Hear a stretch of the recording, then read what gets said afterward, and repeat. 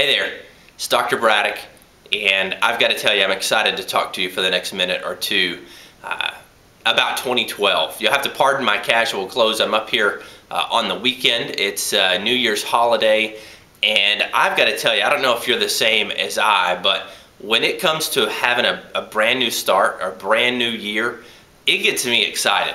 And especially the last 7 or 8 years, because of some of the things I've learned that I want to share with you over the next few minutes, it really gets me excited to think about a fresh start for a new year, like what lies ahead. And there's a couple things that I've learned from mentors in different areas that I've studied and read that I'd like to share with you, because I know it's had such an impact in my life and my family's life that my hope is that it would have an impact in your life as well.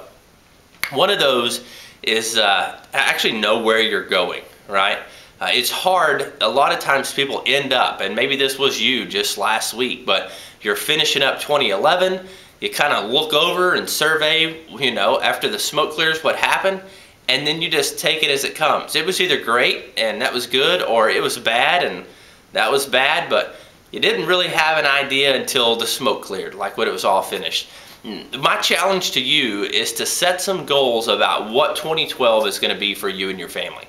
All right, where are you going to go? Because how are you ever going to get what you want if you don't actually know what you want? And this is where you actually have to commit some time to sitting down and thinking about this and writing them down. A couple of big things I want to share with you. Probably the best thing to do would be to get a pencil and paper out now, and that will prevent you from having to rewatch this video to write down the elements that I'm about to tell you. But one, you want to set goals. All right, now this is an extremely important thing, and it's almost so simple people overlook it. It actually is so simple people overlook it, because statistically I can tell you that 3% of the population, guys, 3% of the population will actually sit down and write out their goals. Now, 3% of the population are some of the most successful, most influential people on the planet. And guys, that is not coincidence, all right? If you already set some goals about what it is you want, you're much more likely to actually attain those. So you have to sit down and hand write your goals. If you don't write them down, they don't count. If you're watching this on your phone while you're driving down the road, which you shouldn't be, but if you are, and you're thinking about your goals, they don't count. You have to write them down. Now, the first time that I was challenged by a mentor to sit down and write out my goals, I had never done anything like that in my life, and I was like, where do you start? Like, what do I just start writing? I need some guidelines. So I'm going to give you some guidelines. And I think it's prudent to set goals in 5 different areas. Now, you got to remember, when you set a goal, you want to be wildly specific. The more specific you can be, the better. And in different areas, maybe the best thing to do would be to set 2 to 3 goals in each of the 5 different areas that I'm about to share. First, we'll talk about spiritual, because in my life, that's number 1. But when you set your spiritual goals, that might be something like to read through the New Testament in 2012, all right? Or to get involved in a Bible study, or to get back into church if you haven't been in church in a while, and not just to be a regular attender, but to actually get plugged in, to get dipped in the Word of God.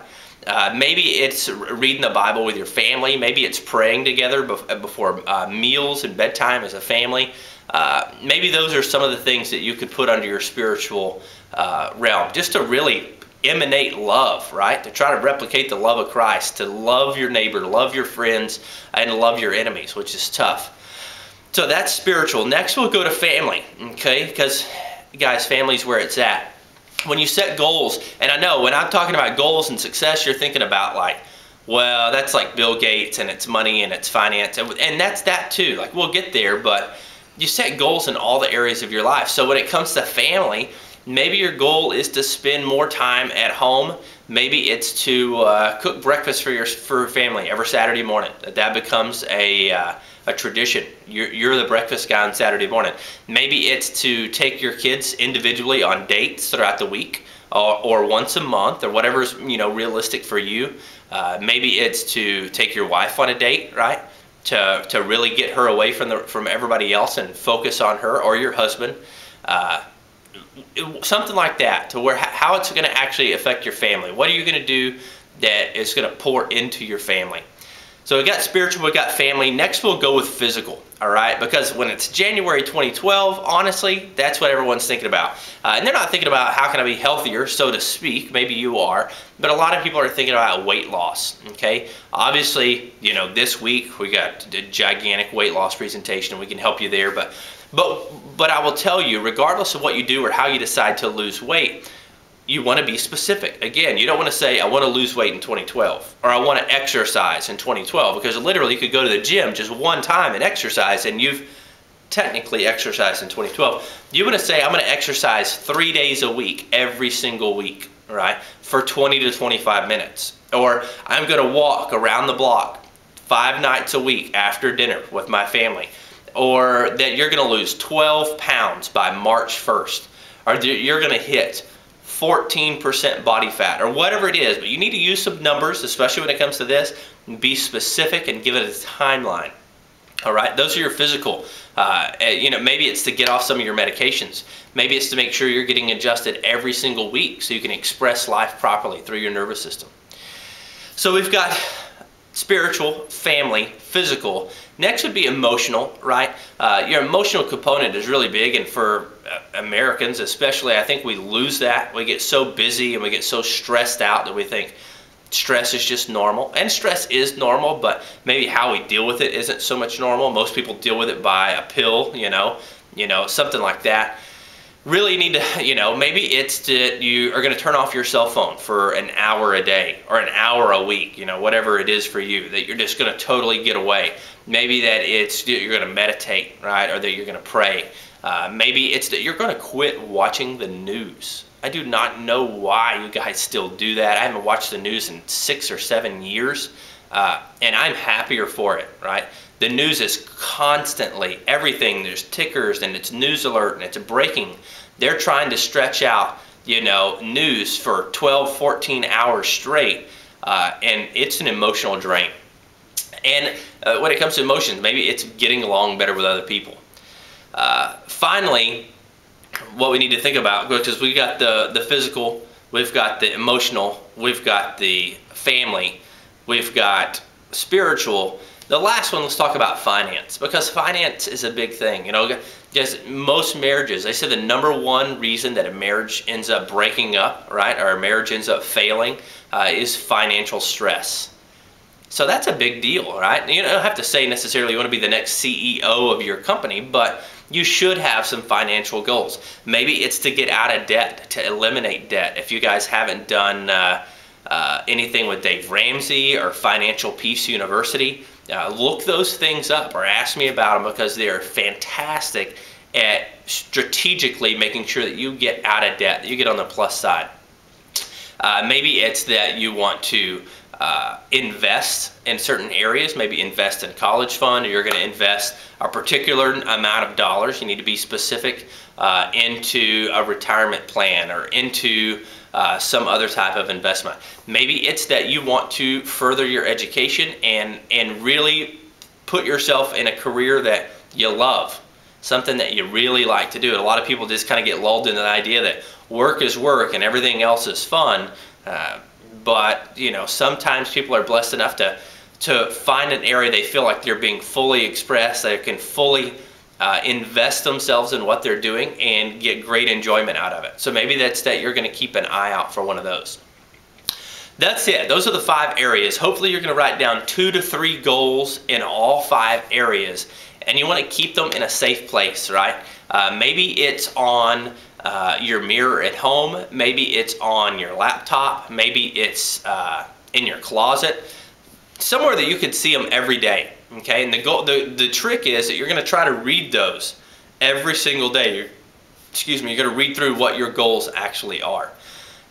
Last thing I want to leave you with is a really cool illustration that I got from a mentor the other night. And the important thing is that you need to have goals, right? Those sometimes are long-term, or they're at least a little further out about where you're going. So if we're taking a road trip, that will be your destination. Let's say we start the road trip in New York, and our goal is to get to California, long trip. So the important thing to understand is most people set a goal, and if they can't really see the end in mind, like they can't see the finish line, they get lost and they give up, right? They just quit going.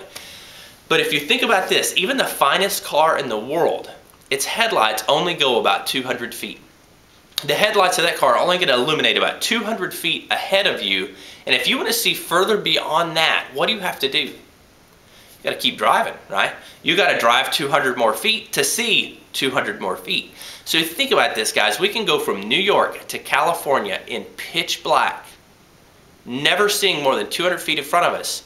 And as long as we have a goal in mind, we have a destination, and we keep going, we're driving those 200 feet. You can't close your eyes for 200 feet or 400 feet. You know, that's not going to work. But as long as you're focused on the 200 feet in front of you, you're going to make it all the way to California without ever being able to see more than 200 feet. And to me, that is fascinating, because that means you set a goal and you don't actually have to, you don't have to go, wow, I don't even know that that's possible. You want to set a realistic goal, but you really want to stretch yourself out there, but you don't have to actually see how you're going to achieve that goal. You just have to set the goal, and you got to look at those 200 feet in front of you, right? What are you going to do for the next 200 feet? What are you going to do today that's going to help you lose weight, right? What are you going to put in your mouth today that's going to make you healthier rather than sicker? Those are just some things to think about. Hopefully you've stuck with me. I know this video is a little longer than the ones I do, but I really wanted to this has had an effect in my life. I hope it has an effect in your life. I hope that 2012 is literally the best year that you can remember in a long, long time. I hope that we have something to do with that here at the office. I hope that our care, that the way that we love you guys, and the actual chiropractic adjustment enhances and enables you to experience 2012 like you've never experienced another year in your life. I look forward to being right there alongside you. I look forward to helping you in any way that I can. And if you want more resources, you want to read different books about any of the stuff I talked about, shoot me an email, give me a call. I can point you in the right direction. I look forward to seeing you next visit. I love you. God bless.